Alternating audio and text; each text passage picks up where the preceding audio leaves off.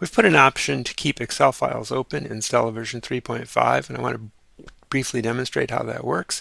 Normally, if you open a file that has imports from a XLSX file, from an Excel file, it will all happen in the background. Excel will be opened in the background and the import will occur, as it has in this case, which is just fine for relatively small Excel files. But if you're working with large Excel files, opening the file itself can be quite time consuming. So under the preferences, we've added a new option, which is to leave Excel open when importing or exporting to files. And if I do that, I will just close and reopen this model as it happens during the opening of the model. Now Excel has actually been opened in the background. I can go to it. Here's the file and where it is, and it will stay open, and each time I import, it will import from that open file. The same thing happens on export.